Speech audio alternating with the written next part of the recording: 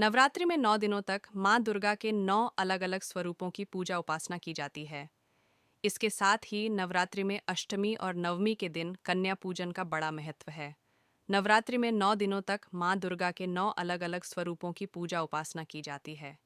इसके साथ ही नवरात्रि में अष्टमी और नवमी के दिन कन्या पूजन का बड़ा महत्व है। नवरात्रि की अष्टमी नवमी तिथि को घर में छोटी कन्याओं को बुलाया जाता है और उन्होंने भोजन खिलाया जाता है। कन्या पूजन के बिना नवरात्रि का व्रत अधूरा माना जाता है। इससे व्रत का संपूर्ण फल नहीं मिलता है।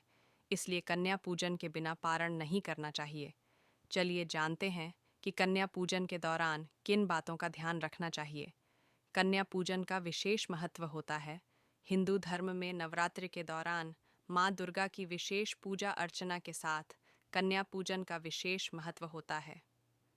भक्तजन छोटी कन्याओं को भोजन कराते हैं और उन्हें सम्मानित करते हैं।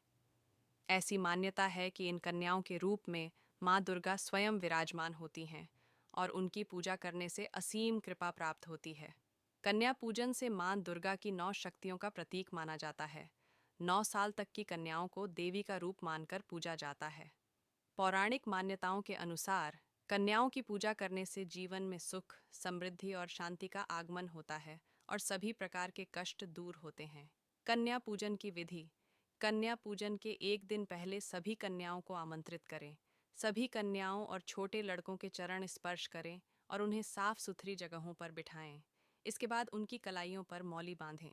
सभी कन्याओं और लड़कों को तिलक लगाएं। इसके बाद उन्हें भोजन खिलाएं। कन्या पूजन के लिए हलवा और पूड़ी का प्रसाद तैयार करें। इस तरह करें कन्याओं को विदा। कभी भी कन्याओं को अपने घर से खाली हाथ नहीं भेजना चाहिए। घर से कन्याओं को विदा करने से पहले उनके पैर छुएं और उनका आशीर्वाद जरूर लें। को माता रानी के जयकारे लगाते हुए सम्मानपूर्वक कन्याओं को विदा करें। इस बात का खास तौर से ध्यान रखें कि कन्याओं को विदा करने के तुरंत बाद घर की साफ सफाई नहीं करनी चाहिए। यदि यह उपाय आपको अच्छे लगे तो इस जानकारी को अधिक से अधिक लोगों तक पहुंचाएं। चैनल आपको हमेशा उपयोगी और ज्ञानवर्धक जानकारी प्रदान करता है। अगर आप चैनल पर नए हैं तो इसे सब्सक्राइब करें और कमेंट बॉक्स में जय मां दुर्गा, जय माता लक्ष्मी, जय गौ माता ज़रूर लिखें।